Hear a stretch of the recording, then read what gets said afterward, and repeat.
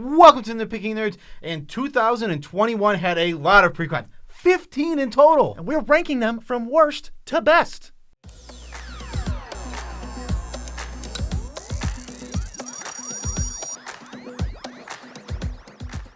I'm your host, Joe Cherries. I'm your host, Beezy, and that makes us the Nitpicking Nerds. Happy birthday to everyone with the birthday of today, right now. Special birthday wishes to you because we make videos every single day. And if you want to support that, go to the link in the description. Patreon is the best way to support us. Yes, it absolutely is 100%. It's a direct way to support us. You can also use TCG Player affiliate link.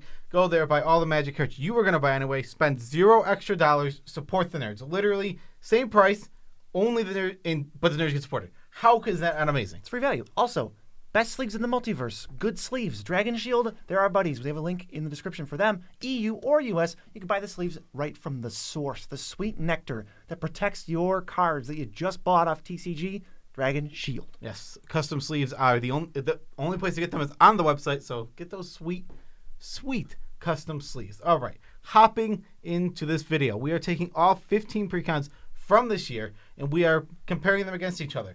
The things that we chose to compare with are the commander itself, the value within the deck, the reprints, the new cards, the synergy of the deck, the duds, meaning the cards that don't do anything, that are just bad, mana base, ramp, card draw, and removal. There's 2 Precons from Kaldheim, 5 from Strixhaven, 4 from D&D, and then 2 from Midnight Hunt, and 2 from VOW to make 15 Precons total. And we're going to start with the worst one. Not to say that any of them were terrible or you should never like or get any of them, but we have to rank them somehow. Ranking number 15 out of 15 is Silver Quill Statement. Brina the Demagogue is the commander of this deck, and we'll start there. I will say this. Brina is a good commander. This card gets big, fast, and it seems like you're giving away a lot of resources, but the more resources you're giving away, the more you're getting, and this thing turns into a beater that can just kill quick. That being said, the deck doesn't have much to offer outside of that, as the commander doesn't really ask you to do anything. And on top of that, asking you to do anything, where do you go? Like, what is this deck's purpose? It wants you to attack. Brina's going to get huge, or whatever creature you want is going to get huge, and you're going to draw a handful of cards. It's kind of political, but not necessarily directly. The price of the deck, you can get this deck for $40, at least when it came out. But today's value of the cards in the deck, $60.20. That's you'll see that's about standard. They're worth more, but how many of them are 50 cents or less? Most of them. So what the value actually is in some of the higher reprints in the deck, but the best reprints in the deck are Ghostly Prison, Bajuka Bog, Miko Koro, Center of the Sea, and Sol Ring. So there's not much value. This is the last time we're going to mention Sol Ring. Sol Ring it is a good reprint for all these decks. Ghostly Prison is printed in 2 other of these decks. I did not list them in those 2 because I actually was the one who wrote the script for those parts. I don't care that Ghostly Prison is $2 and it's been reprinted 3 times this year. It's not even a good reprint anymore, and the card stinks. It's not even like a good Magic card, at least according to the Nitpicking Nerds. But anyway, some people care about it. There you go. New cards from the deck. Cunning Rhetoric was a sick one. It's kind of deters attacks. Ink Shield, a lot of people are liking that one. Not necessarily us, but it's a cool card. And Stinging Study, that's a really good one. Yeah, all 3 of these cards, super solid, just nice new cards to get out of here. The new card category is always just going to be the good ones. There are other new cards from Strixhaven. I think they had like 7 or 8 for each one, but we're not going to list every single one because do you really want us to tell you how those cards stink? Yeah, not most of them are not that great, and then some of them are in demand / cost money, and that's great. For the synergy of the deck, solid amount of combat / politics going on. That's what they went with, so the deck works. But there is so much random, useless stuff that it just kind of like bad cards where if you pick any theme to build Brina with, you're almost better off just buying a Brina because none of these cards are going to help you build a deck. Yeah, it's like we said before, BZ, this just doesn't give you a real direction to go, and because that's a problem. Duds. Oh my goodness, that is the biggest thing about this deck that makes it the worst one. Duds all over the place. Get ready. Joe, do the transition. Get the thing on screen because I'm about to list some cards. Oreskos Explorer, Nils, Bull Plagiarist, Hunted Lamassu, Selfless Squire, Windborn Muse, Elite Scale Guard, Tesa, Envoy of Ghosts, Secret Rendezvous, Debtor's Knell, Citadel's Siege, Vow of Duty, Gideon, Champion of Justice, Ghostly Prison. Tell me, what do these cards have in common? They all suck. They're all rough. I mean, every Precon, I'm not expecting every Precon to be packed to the brim with amazing cards, but a lot of the cheap, you can get 25, 50-cent cards that work with the game plan. We don't have to have value to have a functional deck, and these cards are they're all so random. Most of them are bad.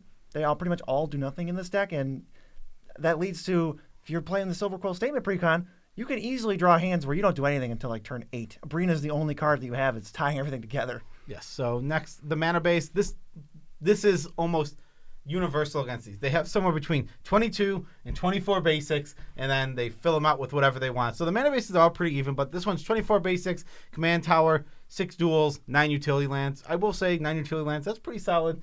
Most of these don't have that many. That's kind of high, yeah. As far as we get to the basics of ramp removal card draw, 11 ramp spells, that's fine. That's actually solid. The white behind on lands ramp cards help out with this. Removal, 9.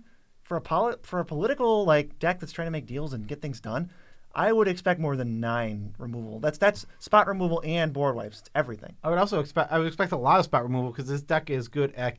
It allows you to go 1-for-1s because it has a good card advantage engine in its command zone. Yeah, it's just like Queen Marchesa. If you're always the Monarch, you can always afford to sling a couple extra spells than everybody else. But nope. Card draw, 7, and also that's everything that can draw multiple cards. It's not like a cantrip. We don't count those. 7 like card draw spells, and 2 of them are like not even good. So really, there's like 5, and that's another thing that keeps this deck down. Is without Brina, you're gonna like a turtle on its back. You're just gonna be flailing around doing nothing. But Brina does help make up for some of the lack there. That pretty much wraps it up for Silver Quill Statement. Underwhelming, still a cool deck with some cool cards in it. Number 14, Prismari Performance, starring Zafai Thunder Conductor. This is the Spell Slinger, big giant spells. Is it Precon? Yes. So Zafai just wants you to play huge spells. That's all he really wants. The price of this deck, $40, just like the last one. But you can get $66 worth of value now if you get it. Go get it at the stores right now for $40, and you'll make your money back quickly. Reprints kind of stink. You got Ponder, Expressive Iteration, which now is a good reprint. But when it first came out, it was just an uncommon from the set that it was with. So it's like, yeah, it's good now, but if you would have got that with the set, it's like, why did I get this crappy uncommon from the set? I mean, it's a great card. It really is, but just funny. Blasphemous Act, reprint that into the ground, and they are. It was reprinted in another one this year. Stormkill Artist, again, why did I get this uncommon from the set? It's like $2. I mean, okay.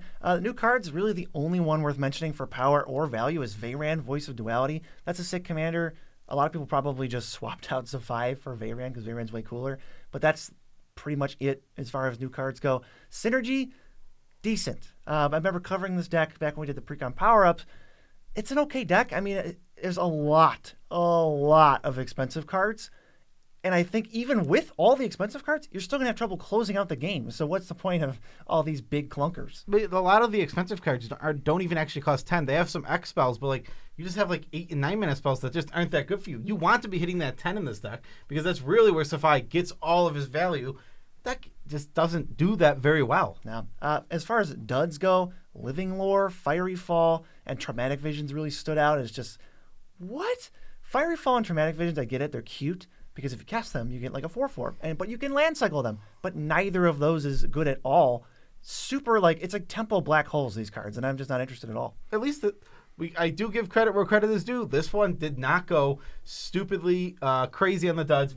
Most of this deck stayed on theme, so that's probably what took it above the last one. Yeah, some of the cards are not that great, but we're all looking at this through the lens of this is a Precon. This is a $40 deck, and we can't be too harsh on it, even though it looked like we were being super harsh on the Silver Quill one. Mana base, 19 basic lands, command tower, 5 duels, and 12 utility lands. This is the cycling lands, the colorless lands, everything that's not a dual land, basically. Much better, yeah. This is much. I mean, if we can remove 3 basics and add 3 utility lands, I'll do it all day. That's a huge improvement from the last deck. Yeah, if your deck is 40 basics, I mean, if you cut a basic for anything, I think you're in the positive. Yes, I would agree with that 100%. And then we're doing the basics. Ramp, there's 11. That's pretty solid. That's about where you want to be. It's pretty much all mana rocks. Obviously, we're in red, we're in blue. You can't really get much other than mana rocks. Well, there was the lack of all your X spells cost less. Your instant sorceries cost less. There wasn't really any of that. Yeah, that's fair. That they could have used that. For removal, 7, and most of them are bad. Mm-hmm. So 7 is low already. And with most of them being bad, that's just not enough removal. And 6 card draw spells, yikes. That is shockingly low for a spell slinger deck. There's other ways to gain advantage, like casting spells for free and like getting access to new spells that isn't drawing cards. but overall not impressive. It's definitely worthy of number 14. Number 13, Draconic Rage. The commander for this is Vrondis, Rage of Ancients, which I do think is a pretty cool commander with some flavor text about rolling dice on him. Yeah, that's not really the main focus of the card. Deck price, $40. Today's value of the deck, $63.79, so just about par for the course. Reprints were not good. Anger, Kindred Summons, and Soul Ring were pretty much all that there is. It's a little rough, but that happens. I mean, not every deck is going to be filled to the brim with great reprints. That being said, there are still some great cards like the new ones. Klauth and Klauth's Will, the dragon itself, super strong, and his will even stronger than him. Druid of Purification is maybe the best card to come out of any of these Precons, period, so that definitely gave this deck a little bit of a boost by itself. But I mean, that card's incredible. If you want to cut Rex Age for some reason, you want to make it better, Druid of Purification is amazing. That's like $8, so it just adds to the value of the deck. Synergy, we've played most of these decks with each other or with other decks as just straight up Precons. This one could be explosive, but oh my god, it is so slow. There's like 10 spells in the deck that cost less than 3. You're never getting on board early. It's hard to ramp early, and you're just kind of sitting there with like 6 5-drops in your hand. Yeah, it's a little sad. You want to absolutely get on the board quick and early and protect yourself so you can ramp into your big stuff, but this deck just doesn't do that. Just big stuff. Yeah. You'll win games by just slamming big stuff, but watch out for the early game because that's your worst nightmare. The duds, you'll even see some of these are 1 and 2 mana spells. Barbarian Class and Sword of Hours are just complete whiffs. Skyship Stalker, Earth Cult Elemental, and Shivan Hellkite. Those are big cards that don't even do anything. Yeah, didn't also all these decks have that stupid bag? I think 3 of the 4 had Bag of Buck Nerds, Ever Full Purse, I think. Okay, well, whatever. It might have been in this one. I don't know. If it is, it's a dud. That card sucks. That card was a complete dud, yeah. How about the mana base? The mana base, 27 basics. Yikes, that's way too many basics. 1 command tower, 7 duels, 4 utility lands. This deck, I could tell you right now, if I wanted to make this deck better, you could just take out 7 basics right now, make 4 of them utility lands and 3 of them dual lands, and you'll just have a much better mana base. Take out 17 basics. Obviously. I was being generous. I was being you just mean I'm talking about for the Precon. Oh. If the Precon wanted to improve, it's just it's that easy. But obviously, if you're a human, yeah, take out 17 of the basics. Yeah, ramp 11, that's okay, but some of it's kind of more pricey, so it's not really, you're not going to get the full benefit of ramp, which is to play rampant growth on turn 2. Removal, 12, actually pretty solid. Some of it's really, really good, like Cloud Swill and Druid. Card draw, 9, solid. Again, a lot of it's bigger, which is fine for card draw, because once you're in the mid-game, it's like, I'll draw 6 cards with this one spell. Yeah, this deck is actually, it comes together pretty solidly. It is really weak because of how slow it is. The deck just needs a little more, needs to be built a little bit better to actually get into the game and not have to hope it doesn't get beat down so bad early that it can't recover. Yeah, because between the expensive cards and the cards that don't do anything, I'm not even going to cast Bucknard's Ever Full Purse or Earth Cult Elemental. I'm just not going to cast those. I'd rather scry 1 than cast those spells in Commander. So your hands are going to get gummed up, but you can have opening hands that have basically nothing in them. Let's get to number 12, Undead Unleashed with Wilhelt the Rock Cleaver. Super cool card. I love this commander. It's really strong. It's got all the best text on it. Zombie Tribal got pumped up to the max this year. This deck just kind of fell a little flat. Price, $40. Today's value, $58.61. This is one of the lowest values that you can get, which definitely hurts the deck's overall, the Precon's overall ranking. Reprints, a couple good ones. Soul Ring, Death Baron, Talisman of Dominance, Liliana Death's Majesty, and Rooftop Storm, but they're all $2. Yeah, that's definitely worth it. Stop listing Soul Ring. I already told them we're not listing Soul Ring. Soul Ring was in this deck. No, Soul Ring is in every single one of these decks. It's on the script 15 times. No, it's not. It's only on the ones you did. Wilhelt the Rock Cleaver is probably the best blue-black zombies commander we have now. It's a really, really insane card, and that is definitely a huge plus for this deck. I will say a lot of the commanders are great from this year. Won't mention the ones we don't like, obviously, but this one, it's just, if there's actually two more on this list that are draw a card every single turn. For 4 mana. For 4 mana. It's weird that there's 3 of them on this list. It's the sweet spot. They're just going to keep making it now. As far as new cards go, we got Cleaver Scab, Eloise, and Ravenous Rotbelly. There is really, really cool cards. This is the Precon with the coolest cards in it, some of the better cards, but no value at all. Synergy. This is where the deck really fell off. Creature count and creature type is okay, but there are some cards that aren't zombies in the deck that we just want to be zombies. That was a big problem with the deck. This deck didn't have any sack outlets also. This deck wants sack outlets actively. It can do so many cool loops and strong things when it has sack outlets. This deck just doesn't have one. There's no carrion feeder in this zombie deck. Yeah, they did not. Maybe it was a power thing. That's fine, but it's hurting this Precons ranking. There's just no sack outlets. The deck is almost neutered without them.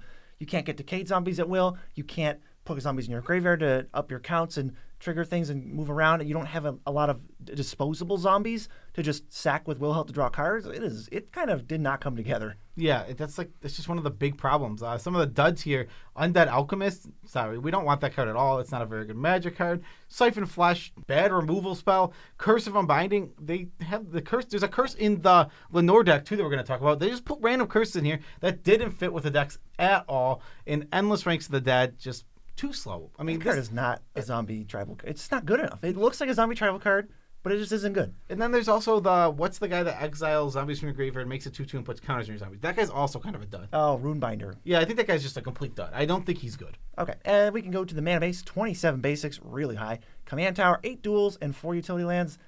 I'm going to say below par. Below par. It's just, again, we can just cut. It's the Precon. Let's have 20 basics. That's already way too many. And just put four more in utility and 3 more in fixing, and the deck's fine. But they just don't do that, and we get stuck with these poopy decks. Yep. Ramp removal. Mana bases. Ramp removal, card draw. Ramp, there's 7. Most of your usual suspect artifact ramps. Removal, 9. Card draw, 5. Yikes. Yeah. I will say this, that the commander does make up for a lot of that, but one of the issues with this deck is that a good version of this deck could probably get away with 5 card draw spells because of how good Wilhelt is at drawing cards. This version cannot, because its zombie count is not high enough. It doesn't have the sack outlets, and it doesn't function overall well enough as a zombie deck to get away with it. I could honestly build you a version of this that's like a solid 7-8 that only has 5 card draw spells, and it would feel great. But this is not that deck. Yeah, I think you're very unlikely to draw an opening hand with this Precon and be able to play Wilhelt on turn 4 and sack a zombie to draw a card. Like it's kind of that rough. Number 11 is Spirit Squadron, commanded by Millicent Restless Revenant. The deck price was $40, and today's value, 46, huh? I will say I really like Millicent. Just an awesome card overall. Hard to board wipe. Very resistant to that. You got to bounce it, or you have to kill Millicent first, then board wipe. Super strong card. I'm very happy with this 4 spirits. Nice design. Reprints, Swords to Plowshares, and Remorseful Cleric. It's really all you got. New cards. Priest of the Blessed Graph, Drogskull Reinforcements, and Storm of Souls. Those are the big standouts to me. And none of them are even like super crazy good. I like Storm of Souls a lot. That's a really cool design. But the other ones are just like whatever. They go in your spirit decks, kind of. Priest is whatever. I will say, I didn't mention the reprints, but Ghostly Prison. I get it. Spirits, Ghostly Prison. Wow. Stop it. You did it in the other Spirit one from this year too, which is weird. Why in 2021 did we get 2 Spirit Precons? What was the other one? It's Raynar. We're going to get to him in a minute. He's right. also a Spirit Precon. That's true. Those blue-white spirits, again. They thought, they knew. They thought this way in advance. Yeah, they planned. This was planned out 5 years ago. Before we were even born. For Synergy, the spirit count's pretty high. There's some payoffs to it as well, but you're kind of, for some reason, they put this tap-down deck, they just shoved it into your commander deck, and it's not what your commander deck wants to do at all. So you've got Timon and Rhoda commanding from your deck this Verity Circle deck, and you're not interested. Yeah, exactly. It's just this huge, silly issue that we end up with where it's like, there's all these tap down cards, and they're awful. They're absolutely awful. Tapping down my opponent's stuff is not an effective game plan. Maybe if I'm playing the Ronin Timon deck, right. Okay, now I can do it and it's helpful. But I'm not. I'm playing Millicent. Millicent, do you say anything about tapping? No, you don't. You say nothing about it. Millicent wants like 1/1 flyers for 1. Yeah. And, indestructible combat damage, Drogskull, and we do not care about tapping anything. We're just going to fly right by you. It literally wants to go 1-drop, 2-drop, 3-drop Millicent. Yep. That's what it wants to do. I just want to go 1-drop, tap down my opponent's thing, ramp spell, play another spell, then Millicent. That's just the slowest thing ever. Just 1-drop, 2-drop, 3-drop. Yes. Duds. Ghostly Prison, Disorder in the Court. Not that it's a terrible card, but it has absolutely nothing to do with this deck. So much so that it's kind of just not going to play it until I have nothing better to do. Haunting Invitation, Fell the Mighty, Flood of Tears, and Verity Circle. The only one to point out there is Flood of Tears. It's not the worst card ever. This is a token deck. Why are we bouncing all of our tokens to just, dissipate them into the aether when we can play when there are other wraths that don't hit tokens that are like 5 cents. I mean, there's also, we just want regular board wipes. Millicent wants our creatures to die. It triggers when they die. Yeah, this bounces them. Why would we want to bounce them? And Foul the Mighty is a trap. It is an absolute F in Commander. Do not play this card. It leaves you so open to spot removal. You paid 5 mana, target a creature, and then if it's somebody else's creature, they can sack it. If it's your creature, they kill it with a removal spell. This card is awful. Do not play this card. It's not a board wipe when you always need it, and it's finicky even when you get it off. The problem with this, let's compare it to Chandra's Ignition. Also targets, it's risky, but the reward is it's you like win. a one-sided wrath / you win because it hits the opponents too. The upside is high. This upside is still worse than Damnation. Yeah, just do not play this card. 100% do not like this card. Yep, mana base. Yep, mana base, 23 basics, Temple of the False God, Unclaimed Territory. Yes, decent color fixing lands aside from that, but this is one of the worst ones, I think. How about ramp? For ramp, 10 ramp spells, totally passable, completely fine with that. 9 removal spells. Yikes, though. Every removal spell is like super woof, except for Swords to Plowshares. You wrote down extremely sus. Extremely sus. Like, I would not, I think it's Swords to Plowshare and Arcane Denial. Those are 2 great spells. Mm-hmm. And then the other 7 are like Fell the Mighty, Flood of Tears. Oh, God, it's really rough. Right, they are duds, but they still count towards these numbers. Card draw, 7. Okay, they seem to be inconsistent, though. From what we've played this deck a couple times, some of them don't work out all that well. The problem is that you need to keep going and playing stuff usually for your card draw to work, and that's the issue. If this deck falls behind and it doesn't have a board presence, it can't draw, it can't play, it can't attack, and it can't get its gameplay going. It's just a deck that falls so far behind because of how it's built. It needs to be focused. You need to be able to get the Spirit, Millicent, let's go, build the engine as fast as possible. Then, now it's going to be like chugging along and I can draw cards that way. But this deck wants that with the card draw. The card draw wants that to happen, but the deck can't make it happen as much as you need to. Number 10, Quantum Quandrix, commanded by Adrix and Neve, Twin Casters. This is the token deck. They got Ward sprinkled on here too. I like the design of this, and this is a pretty popular one. Yeah, it's definitely a great design, Adrix and Neve, for sure. Just in our command zone, we now have a doubling season for the tokens. I guess it's parallel lives, rather. But it's pretty strong. Yeah, they want you to make really weird big tokens, too. The price of the deck, $40. Today's value, $64.66. Reprints were all right. Rapid Hybridization, Rite of Replication, Azuri's Predation. Why do these all rhyme? Soul Ring and Kodama's Reach were the other ones. The non-rhyming ones. Yeah, you put Soul Ring again, and I told you not to stick it. I'm not typing it as we speak. It's already typed. Yeah, but stop reading it. No, I'm not going to do that. If you want to know Azuri's Predation work, we actually had to look this one up, I remember. Azuri's Predation makes double the tokens, but only half of them fight. Yes, you get just that twice as many, and they're just sitting on the sidelines, half of them. They're not fighters, yeah. They're more, they're like, I don't want to get my hands dirty. Yeah, it's really, really weird. But those are all good cards, and I think Adrix and Neve has some decent value in it. New cards, we got Spawning Kraken. A lot of people like that, and it's money. Adrix and Neve themselves are like $6. Most of the commanders aren't that expensive, but that's pretty much it. Yeah, not much for the new cards. Synergy, it's very medium. There's this weird counters theme in this deck, and I don't know why we're doing a counters theme. It feels like, and honestly, they're like, we'll convince them to buy doubling season with this deck because they're really going to want to get it, which maybe we'll put a new product out with it. And I don't know. It's just weird to me. It just didn't seem to make much sense to have a counters theme in our big token deck, not our go wide token deck, our big token deck. This is not a +1/+1 counters deck at all. Adrix and Neve says nothing that you could even misinterpret Adrix and Neve as a +1/+1 counter deck. So I don't know what Biomathematician, Mana Gorger Hydra, Plaxcaster, Frogling, Crafty Cutburst is also in here. Hornet Nest doesn't do anything. Ruxa is a commander for some other deck that we're not playing. And Primal Empathy, another counters card. There's just a bunch of them stuck in here. Can I make tokens instead? Adrix and Neve really want me to make tokens, but I have this hand of 7 cards that put counters on things. Yeah, exactly. Like, just let me make tokens and not crappy tokens. Like not one fractal. Yeah, I don't want a 1/1 fractal. Give me something real. Give me something, anything. I want something real. It's a dating profile now. What about the mana base? We got 21 basic lands, command tower, 6 dual lands, and 12 utility lands. I like it. This is where we should be. I think 20 basics is where we should land with all these, and this is almost perfect. This is the mana base I want for my precons. Yeah, they were having trouble, I think, for a while with the enemy colored mana bases, but these ones They threw the Campus in there. They got the Bounce Land. There's the Tainted Land, I think, and all the black ones. And then the Pain Lands are pretty much in all of them, too. Yes, for doing the basics, we got Ramp, 9, solid.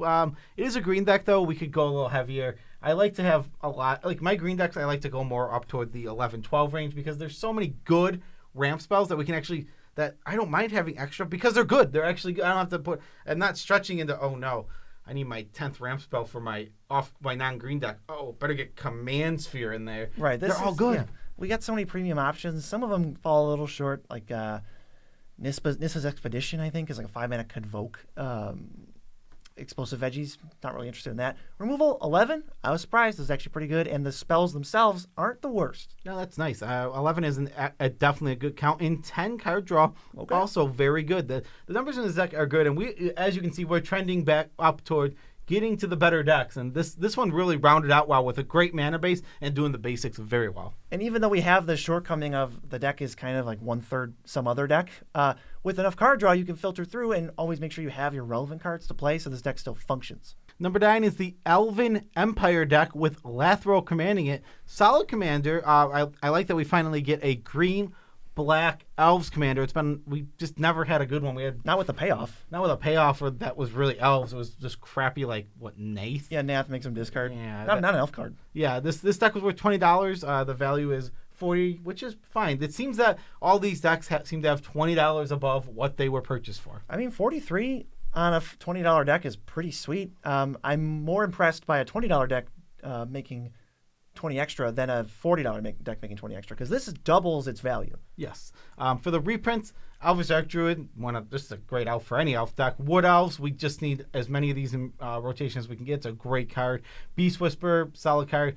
Harvest Season, which I don't even think is that good of a card, but it's worth $2. People want it. Yeah, exactly. And I'm not going to list what BZ put on this one, even though it says Sol Ring. Whatever that is. I don't know what that card is. New cards. Pact of the Serpent is a sick tribal payoff, and Ruthless Winnower, also a solid card. Yeah, they're both very good. I mean, making our opponents sack non-elves, and we only have elves, it means it has no downside for us. And Pact of the Serpent is just great. This is one of the best draw spells for a tribal deck that we've ever seen printed. Very, very, very good.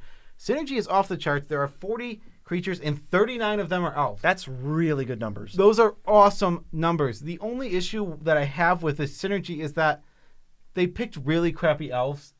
There's like 10 of these elves that just don't feel like they even belong in any deck. They're not going to contribute much. Exactly, and it's not like there's my issue is that there's a ton of cheap, like penny elves that can go in this deck and just are better. There's no Landwar elves in this deck. Yeah, for some reason we dodged all the 1-mana elves. The only Elvish Mystic, there's no Fidehorn elves. I mean, we just want, if you want Elvish Mystic, you want the other two. It's a very rare situation that you don't want the other two. Even like Boreal Druid, where are all these guys at? We're just missing them. So some of the elves are duds, but it's helped mitigated by the fact that they're elves and they're going to trigger all your elf things, and Lathrill's going to enjoy it, and you're going to have all the tribal things going on. Also, Arcane Signet, Roots of Wisdom, Poison the Cup, Rise Upon the Tide, and Turgid Shadow are just bad Kaldheim cards they stuck in there. Yeah, the Roots, Poison the Cup, Rise from the Tides, and Turgid Shadow are literally just crappy chaff from like Kaldheim drafting. But Arcane Signet is a good card. Your green decks don't need Arcane Signet. Not your elf decks. They just don't. Guys, just get them absolutely out of here. They're terrible. Do not need them, especially if they don't synergize. This does nothing. It's not an elf. We'd so much rather just have Elves of Deep Shadow in here. Mana base, 29 basics. Oh boy. More basics, but it's a $20 deck, so I can forgive it a lot more. 5-tap lands, Skemfar, Elder Hall, Myriad Landscape, and Command Tower rounded out.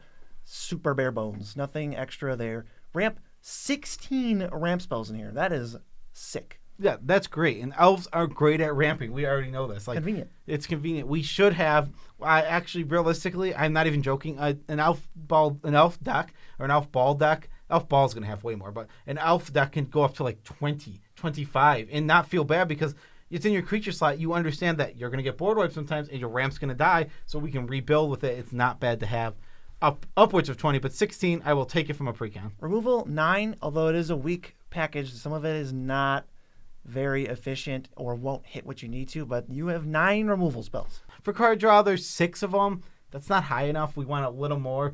There's so many cards that say when you play creature, draw a card. Give me Soul the Harvest in this deck. I will take the 6-mana version that's worth less because we need actual card draw.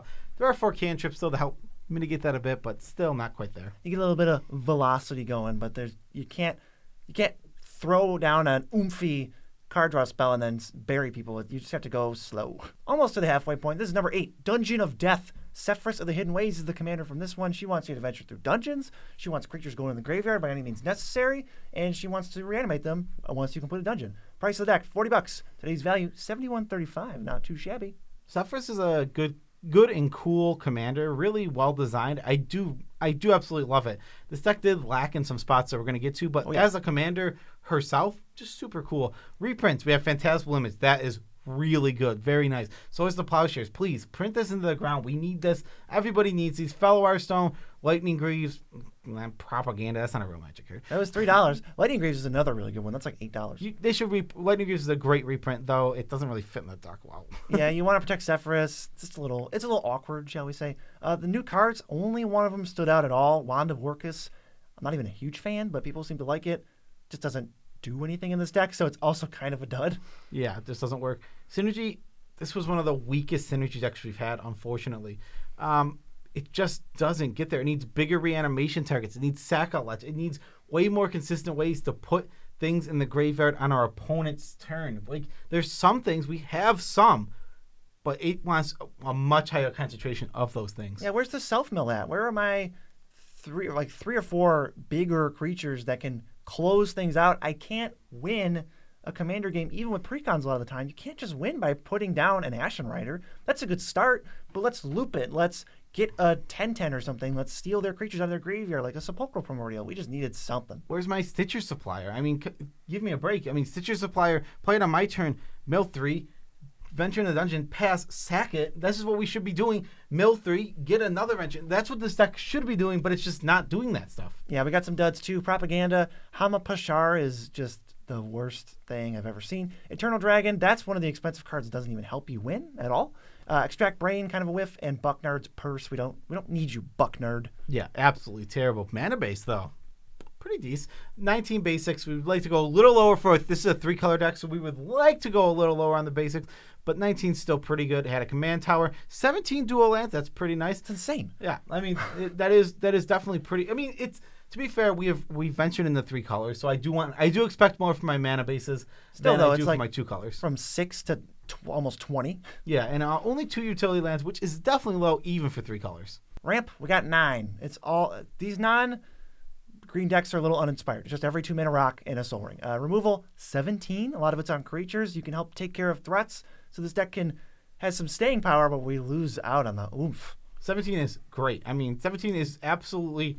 It's a little high, but like it lets this deck compete in ways that make up for a lot of its weaknesses. Yeah, I mean, if you pair this against Wilhelt, I think this one's going to win all day because they're both a little slow. This deck has way more removal. When you play a relevant threat, it's gone. And card draw, it's only 6, but there's a decent number of cantrips. This deck it wants to play Baleful Strix. It wants to play Fibblethip. It wants to play any of those stupid wall of Omens and Baleful Strix are in here. Yeah, you want to play all those cards. You want them to enter the battlefield and you draw off them. Then you just want them to die so you can get a reanimation down the line. Totally solid. And 6 isn't too bad considering this deck is good, has enough cantrips to kind of make up for that. The fact it doesn't. Also, Sephris is a card advantage engine, so having 6 is not the end of the world. I'm a little disappointed with 6. I would expect with big creatures entering, I'm getting a little bit more. A decent number of cantrips and looting. There's like Merfolk Looter, Obsessive Stitcher. It helps, but it's still low. Now we're past the halfway point. Now we're getting into the ones I'm actively pretty excited about. Witherbloom Witchcraft was a super cool deck. I loved Willow Dusk, Essence Seer. Really neat design. You pay life or you gain life, and it just cares about what you did more. This deck is a little unfocused because it kind of didn't pick one. But the value, $40. Today's value, $55.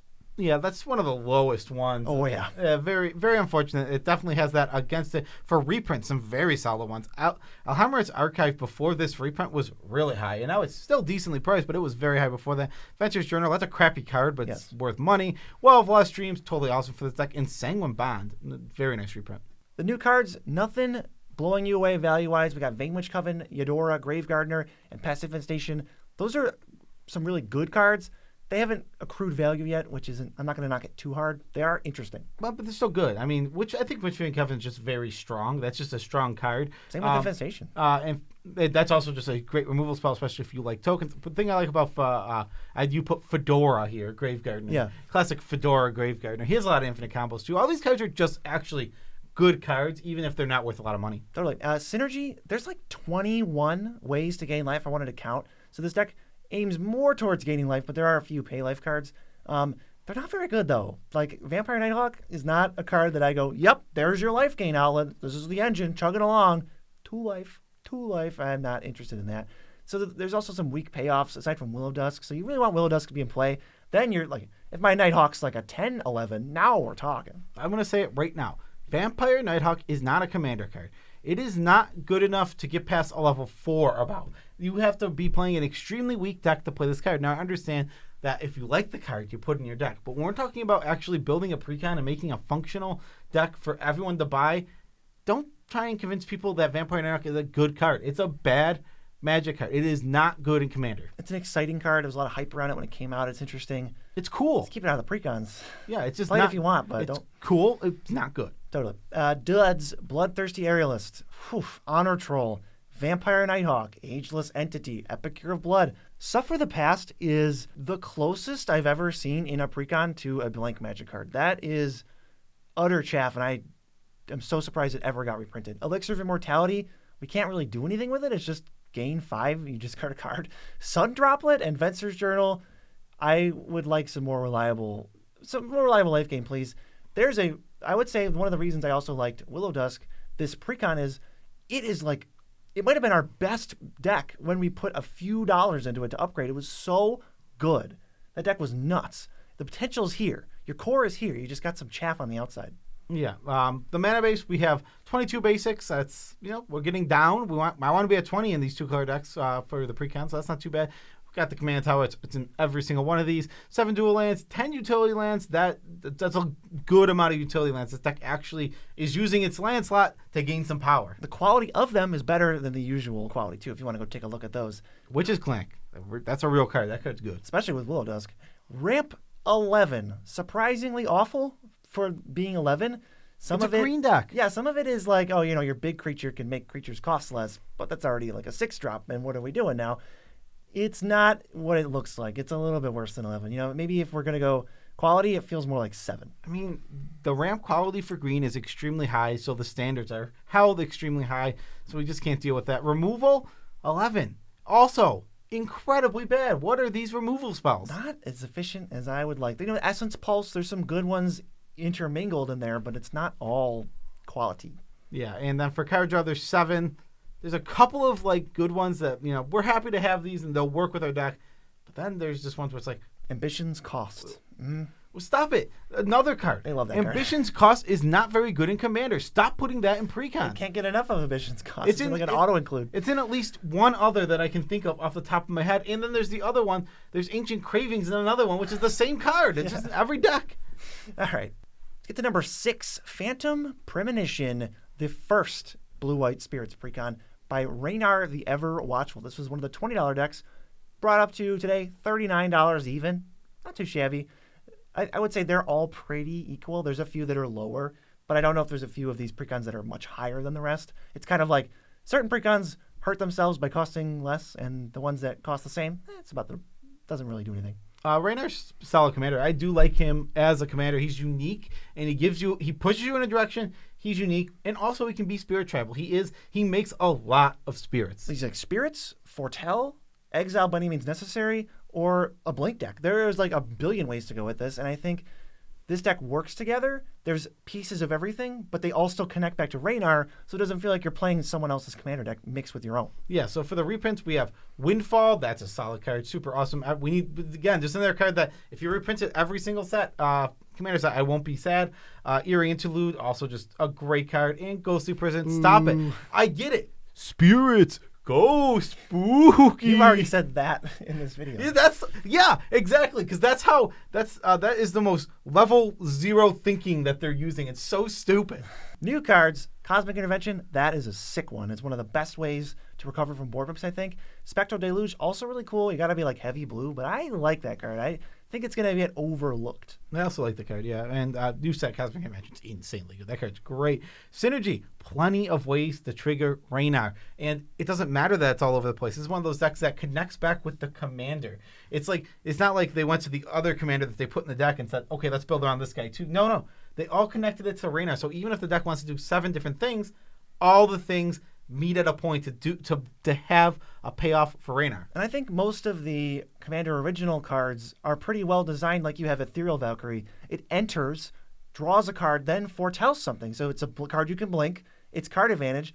And then it foretells so that you get an exile card for Raynar. It just does everything you want, and they help tie all these themes together. The funny thing is, these $20 Precons, the Elven and Phantom Premonition, they did a better job at making sure the deck was tied together better because they didn't put extra commanders in the deck. They're so cohesive. They're cohesive. They think then they suffer in other categories that takes them from being like really high. Like Elven was pretty low on the list, but Premonition's up here at 6. And like if you made this a $40 Precon and put it in and actually kept this focus, then we'd be in an awesome spot where I think these decks should be. They might be number 1 and 2 if they had $40 put into them. That extra oomph. Duds though, we got Iron Verdict, Warhorn Blast. Did you notice anything? They're both from Kaldheim and they're terrible. Nico Defies Destiny, same thing. And Cloud Goat Ranger. Yeah, what the heck is that? I get you can blink it, but like, what am I doing with this? Why do I want this? Yeah, Ghostly Prison also. Just get out of here, Ghostly Prison. Every time we will hate on Ghostly Prison. Yeah, I will. That should not be in here. 25 basics, pretty high. 6 tap duels, Command Tower, Opal Paris, Myriad Landscape, Cryptic Cave. What the heck? Yeah, they've been high on Cryptic Caves. They're chucking that into a few precons. Yeah, and then the Gate of Istfell. It's a nice little card draw land. Yeah. Ramp 11, not much more to say. Removal 11, solid, normal, spread out. None of it's terrible like some of the other precons have problems with. And the card draw, it's 8, and there's like 2 cantrips. I think that's totally fair. Yeah, this deck is solid, and we're just getting to the good ones now, so there's going to be much more positive things to say. Yeah, I can't complain about these numbers. All right, top 5. Who we got? Vampiric Bloodline being helmed by Strefan Marur Progenitor. Really cool commander. I really, really like this commander. They took Foretell and they translated it perfectly into commander, and then they did the same thing with Blood. There's not much Blood stuff going on. You can't build a deck. But oh wait, here's your Blood commander, and now you can because it takes something that isn't parasitic and set dependent, like losing life or putting cards in exile, and then it ties it to these commanders, and it's just perfect. Yeah, this is a $40 commander deck. Today's value is $63.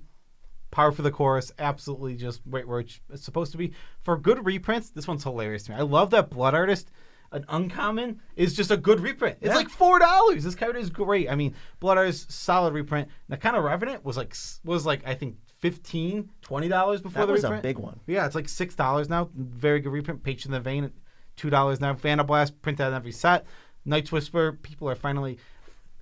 No, I know Ancient Cravings is in this deck. No Ancient Cravings. Give me Night's Whisper every time. I wonder if it's our Wizards is like watching our videos. No, like, should we put Night's Whisper in? They'll never acknowledge our existence. They don't even know. They don't Blast even know yet. Act. We mentioned that one earlier. We can print this one every set. I'll be happy. There's a lot of cards that they are printing in a lot of these, and I'm happy to see them because they're commander staples. There was a time when Source of Plowshares was not a precon card.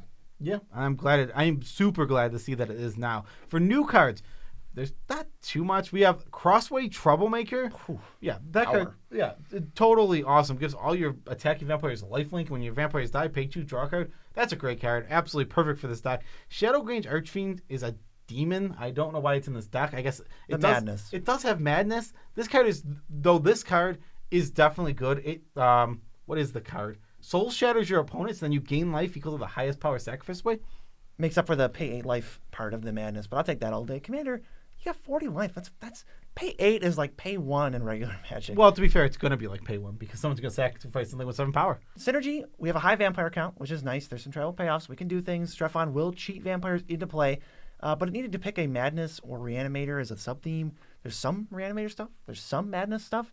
There's some blood stuff. There's some vampire stuff. Doesn't go together as well as the Premonition deck did. So everything is tied back to Strefan again, but I would have picked one or the other. Pick Madness or pick Reanimator. I think I like Reanimator more because you want to cheat in big, giant vampires, meaning that if you discard them with your blood, hey, now you just throw them in your graveyard and then you reanimate them again because they're huge, overcosted vampires that are worth, playing a 1-mana Reanimator, a 2-mana, a 3-mana, a 4-mana even reanimate on them. Yeah, we got Strefan cheating them into play, and then if they get, bite the dust or get board wiped away, well, we'll bring them back with a different spell. Duds, there's a couple, even though this is vampires, these are the ones that, like, are they really vampires? Anya's Ravager, Dark Imposter, Rakish Heir, Vampire Nighthawk, back again, Vampiric Dragon, costs 1,000,000 mana, Damnable Pact, Predator's Hour, Molten Echoes, Underworld Connection, Stencia Masquerade, and Imposing Grandeur. Some of them are good. They go in other decks. Some of them are just not commander cards. You want to hear the worst thing about the worst card here that is hilariously stupid is Imposing Grandeur. This is, you discard your hand. Each player can discard their hand. And if they do, they draw equal to their converted mana cost of their commander.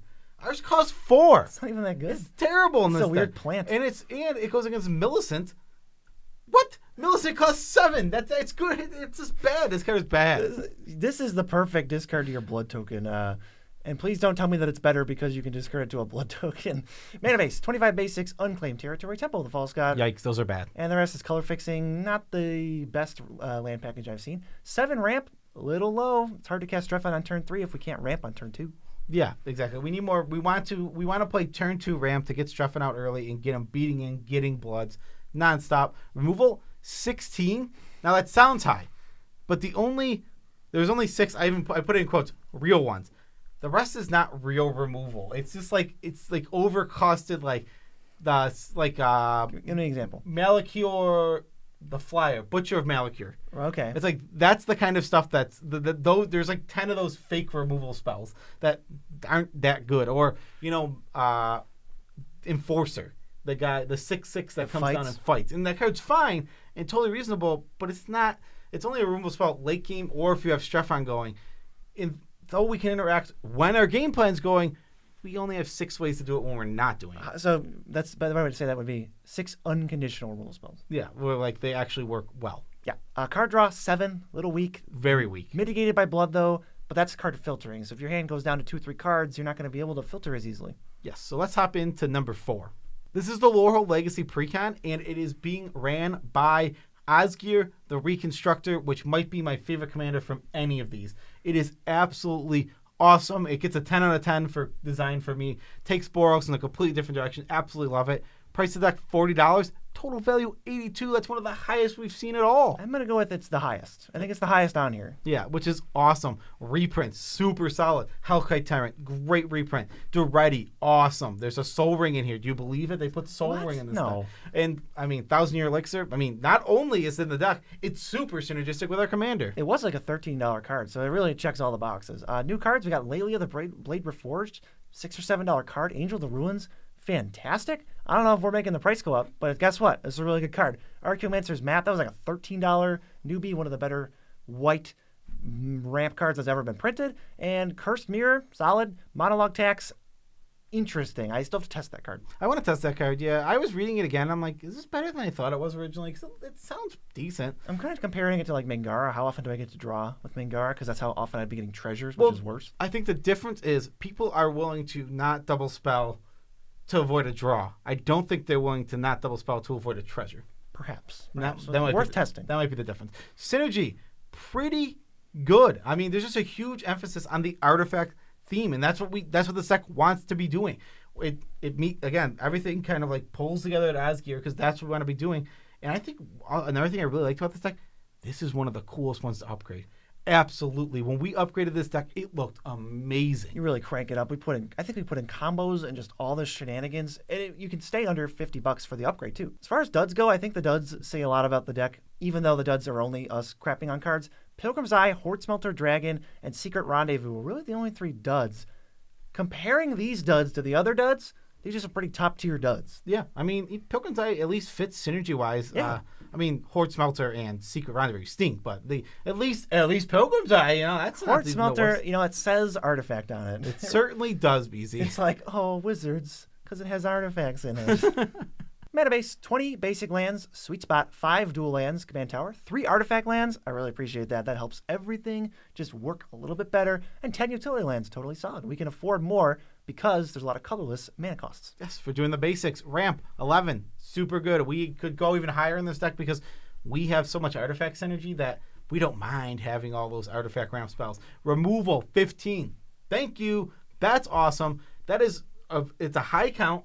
And it allows this deck to keep executing its game plan and removing stuff while it's doing it. Some of the artifacts are removal, and it just, like this Dispeller's Capsule, I think it is, the one that, just destroys enchantments. Duplicant. Totally fine. Duplicant, these work exactly well. We want to get them back. It's not going out of our way like some of the other decks are. Like, oh, I guess I'll cast Disorder in the court. Like, it's much more smooth. And the card draw, though, this is what's keeping this one from being number 1.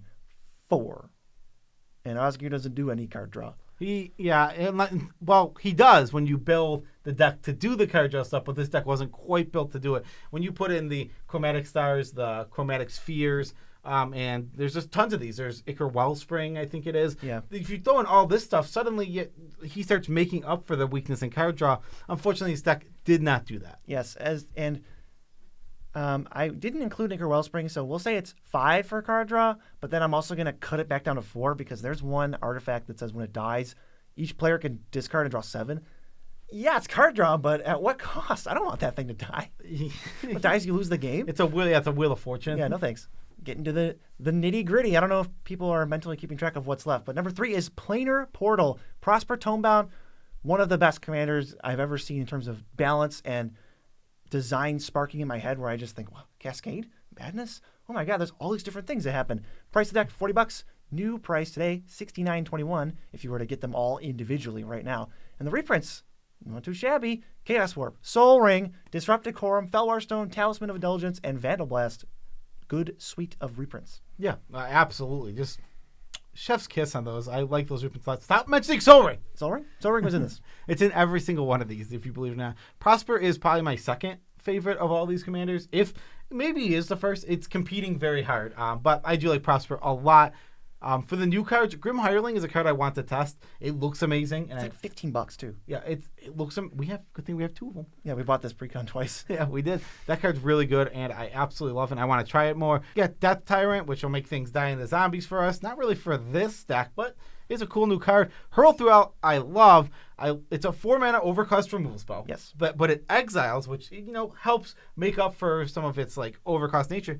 Being able to recast that threat for yourself, that makes the card actually pretty good. Could be huge. It ends up being more like a 2-for-1, so you can justify the 4 mana. It's not like a Baleful Mastery hardcast. Synergy, very strong. This deck snowballs super hard, especially when Prosper remains in play. The only problem with the deck is that there's a small number of win conditions, but if you wait and you hold your Marionette Master and your Pontiff of Blights, you'll be okay. But Prosper just makes so many treasures. He just comes out on turn 3 probably because his deck's ramp is good. And then, yep, treasure. New card. You just never run out of gas. Yeah, I'll mention this right now for Prosper. With all these, Prosper, Willhout, and another one that is higher on mystery. It's a mystery. You're never going to guess what it is. You have to kill them. These cards demand answers because their card advantage engines are insane. They look like they're just okay. It's like draw 1 a turn. That's like Phyrexian. No, it's not, because they get the first turn, and they're a commander that they can consistently recast even if you kill it. And there's always other upside. It's not just draw a card. Yeah, these absolutely demand answers. For duds, Chaos Channeler? This is the just chaff. It's chaff from that I could just get from the D&D set. They did this with like all of these. There's always like 1 or 2 where it's like 4 or 5. This matches with the set. It's really something, right? It's a spell, Hellish Rebuke. I guess I just don't understand what everybody's saying when they say this card is good or even like playable. This just looks like chaff to garbage. Me. It looks like a card from a different card game because that's how useful it looks to me. I just think the opportunity cost is massive when you want to play this. There's also rat cards in the deck. There's 3 of them. I'm sick of hating on the rat cards, so just they suck. Don't play them. Play everything else first. I don't know why there's a rat theme in this deck. It absolutely does not fit. In Fiend of Shadows. Remember this one? Yikes. The 3/3 flyer? It's just not good enough. You gotta do 8 things and then you get their worst card. You get a land from their hand. Then you get their worst card and you have to spend the right mana. Right? Yeah, and you have to. This card stinks. What the heck is so bad? Mana base, 27 basics, higher than we want. Command tower, 6 duels, and 5 utility lands. Basically, tiny bit below average.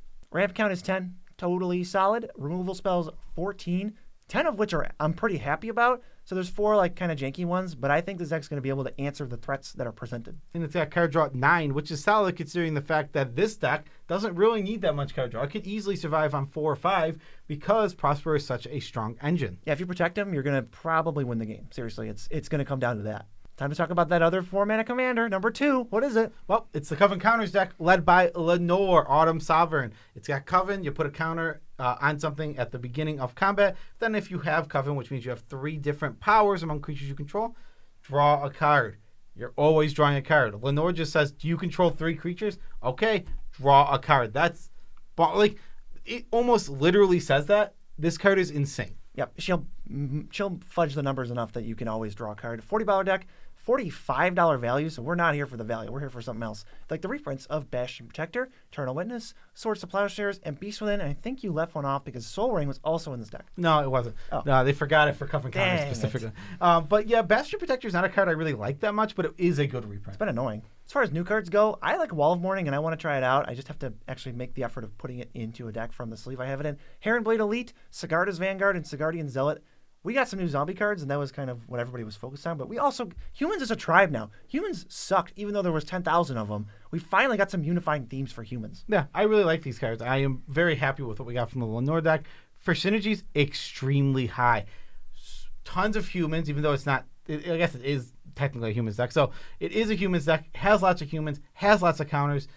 But it has this stupid token sub-theme for some reason. And I understand. There's like 3 or 4 cards, kind of like the rats we just talked about. Yeah. Where it's like, you want to get tokens have Death Touch. No, it's like, you want to get Coven from 1 card? No. No, I don't need to get it from 1 card. It's useless. Oh, it's only 7 mana. We can play Join the Dance and then play Lenore, and then we have Coven already. Yep. We got Coven from doing nothing. We don't need to play bestial whatever garbage. Yeah, you know what we're talking about. How about the duds? We got Dawnheart Warden, Enduring Scale Lord, Sombra Lord, Beastmaster. I think that's the one that makes 3 tokens for no reason. Summoner also makes 3 tokens. Bestial Menace. That's called. Just 3 tokens, nothing else. Moonsilver Key, overrated. Not gonna say anymore. Curse of Clinging Webs and Curse of Conformity. 2 more curses. Why are they green and white when they put Lind in the Grixis colors in the set boosters? I don't know. These cards don't fit, but one thing I will say about the gameplay of this deck, what we did was we bought 2 Wilhelts and 2 Lenores, and we switched the commanders out to Kyler and Eloise, and we played a 4-player game. I don't think the green-white deck never lost. It was always a green-white deck that won because it always had these big, strong finishes. There's no shortage of that. It just slams it and just goes ham. Lenore's just so strong. For the mana base, 24 basics. Temple of the False God again. Stop it. Stop. This card is bad. Rogue's Passage is actually really good. And then, a lot of fixing. Yep. Doing the basics, as Joe Cherry says. Ramp, there's 9. A little bit light, considering we can have mana dorks. We can have other things going on. There are humans that do that. Removal, 6. This is the problem. If there's a giant threat, I have to just wait. And sometimes you can't wait to answer it, and you just lose. One of the big issues for this deck is going to be something like an Elishnorn. Something that comes down. This deck just can't answer it. Toxrill as well. Those 2 cards are going to be the bane of this deck's existence because it just doesn't have a lot of removal. And if you happen to have to answer something earlier and now you're out of removal, then you're just going to get crushed by cards like that. Yeah, we discussed this when we were playing. We were like, how many ways to kill creatures does this deck have? It's like 3. So if you use Beast Within, Source of Plowshares, and the other thing, you're like SOL. You're dead. Yeah, it stinks when that happens. Card draw, 3. Literally 3. Luckily, Lenore, literally, I'm not joking, I'm not exaggerating when I say control 3 other creatures, or control 2 other creatures, draw a card. It is that simple and trivial. She picks up a ton of the slack. So kill her if you play against her. Yeah, so when you play against Lenore, kill Lenore. We learned that. I mean, you're going to see in gameplay coming up that we learned that Lenore needs to die. And the best Precon, the one that checks the most boxes, is the best deck, the best well-constructed. Just all of the things. It's Aura of Courage. Galia, Kindler of Hope, is the commander, and I never expected to like this deck or to care about it or that it would be the best one, but you'll see it checks all the boxes. $40 value originally. Today, $78.20. The second or third best value. Yeah, absolutely. Yeah, very, very high value. Hey, Galia's awesome. I have been one of the people who's like, why are we they've slowly been introducing it. Let's do auras and equipment together, but it's like they were so far apart and didn't have enough payoffs. Like, finally, I think Galia brought them together into a deck that is actually awesome. Reprints, Piercetail Paladin. Man.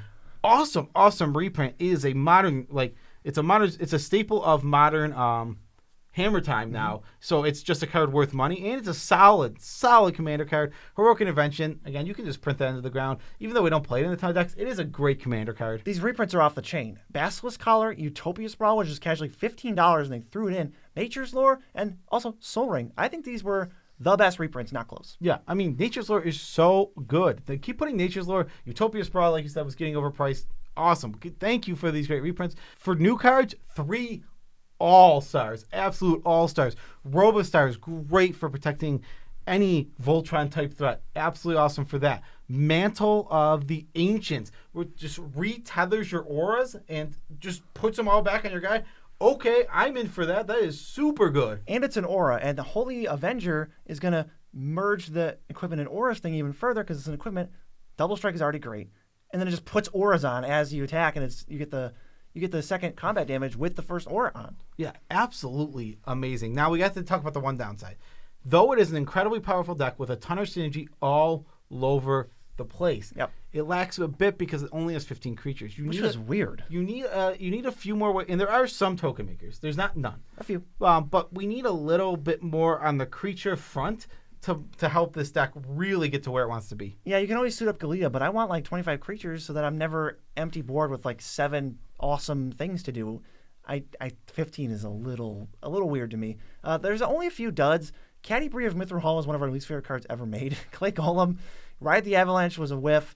Verdian Longbow, kind of confusing, doesn't do anything. There's no Death Touch in here. Sword of the Hours and Eel Umbra, just a little bit underwhelming. They all still do things, but those are the worst cards in the deck for sure. Yeah, I mean, Caddy Bree is absolutely a dud. It does not stinks. That Caddy does absolutely stink. The mana base, 14 basic lands. I was blown away. Now we're getting there. That's like real numbers. That's like where we want to be. Command Tower, 20 dual lands / mana fixing lands, Yeah. and 4 utility lands. That is like almost a real mana base. I was so excited when I saw these numbers. I'm like, we're doing it. This is so close to a real thing, and they managed to fit it all into this $40 price tag. This is like, I think this is one of the strongest decks out of the box.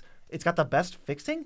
It's got the best reprints. It just really does it all. Yeah, and for the last little rundown here, ramp 10. Perfect. That's about what we want. We can do a little bit more. The only thing I would add more of the wild growth effects in the Utopia Sprawls. The wild growth and Utopia Sprawl in here, but we want even more of that. Yeah, it also has Fertile Ground too, but there's even more you could do. You can probably go up to like 5. I want my ramp to almost you could probably play 5 or 6 of those. Where it's just worth it. We also have for removal 8. It's a little bit trending toward getting lower, but it's not too bad at all. Sometimes you just have player removal because Galea goes ham with all these different buffs you give her. So I'm a little lenient on the 6 card draw that we have. That's low. There's a few cantrips, especially on equipment, but Galea just casts things over and over. There's enough auras and equipment that you can chain 2 or 3, even in a precon. Yeah, absolutely. She just is a ton of card advantage. But that is our number 1 deck for here and our video. It's all over. What was your favorite precon from this year? I want to know. Honestly, I think mine was Coven Counters. I am a huge Lenore fan. I think she's really awesome design. And overall for the whole deck, that's probably my favorite. And yeah. Was yours this? I know. I think this is the best one, but I don't think it was my favorite. I had a few other ones that I liked. I thought the Witherbloom one was really cool just from how to upgrade it. I really liked Elven Empire too. It gave me a lot of inspiration. And Prosper was awesome. Wilhelt is awesome. The Wilhelt might be my favorite, but just playing it is so disappointing. These commanders, I will say, ending this video, that the commanders were great. There was all-stars. Very few where I was like, I don't want to play this commander whatsoever. I think Zaphi is like the only one where it's like, if you told me to build a Zaphi deck, I would say, Can I have anything else? What am I supposed to do? I mean, I know what I was supposed to do. I just don't want to do it. It's hard. It's not even easy to do. It's just, and 10 random isn't that big of a payoff. But let's do the shoutouts. Yes, special shoutouts to all of our patrons. Love you all as much as you can without making you uncomfortable. This is going to be a pain in the butt to edit. I just thought of that. This is a long video. Long video with a lot of cards listed. So show your support to Joe Cherries, who's got to edit this for 6 hours. By going to Patreon, you can support and be one of the names scrolling right now. There's also a TCG player affiliate link. Those are our best friends tied with someone else that I'll mention. Buy the cards through the link. You're supporting the nerds without spending any extra money. And our other friend that I alluded to, it's Dragon Shield. Best sleeves in the multiverse. Good sleeves. Go to the link, EU or US, both in the description. Buy from the source. Even if you want custom sleeves, from the source. Do whatever you want. We get a kickback on the order. Honestly, Dragon Shields are the best sleeves. I know some people like there's some other sleeves that people have said I only use these over, but I've never been disappointed with Dragon Shields, literally ever. I'm not a big fan of gloss, but that is more because I have greasy hands. It literally has nothing to do with the fact that the gloss sleeves don't shuffle well or anything. It's that they did. I remember when I first started using Dragon Shield, they only had gloss. Mm-hmm. That was what they first started with. Oh, yeah. And, like, so I got gloss. I'm like, oh, these are great sleeves. But, like, I'm a greasy person. We'll tie this into the tidbit. I'm a naturally favorite movie, Grease. Naturally greasy person, and, like, they would just you get a little grease on them, and they start to, like, not work. But Beezy's always lasted forever. Mine last like 2 months. Yeah. Favorite country, Grease. Favorite movie, Grease. I already said that. Well, yeah. Okay. Favorite sequel, Grease 2. Favorite cooking oil? Oh, Grease. Favorite goose accessory, Grease. Gotta love that goose grease. Is it goose grease? I can't think of any more greases. I think we can just end the video. No, we need one more grease. One more grease. Hold on. So I'm gonna play 2 black for a 3-2 with menace. I'm gonna look at your hand, and then I'm gonna do it again, which is griefs. That's close. Is there a grease magic card? No, I need to know. Grease? No, there's no grease magic card. Let's check. Sad news. I checked the internet, and they have no information on whether or not there's a grease card. So peace out, Tribe Scouts.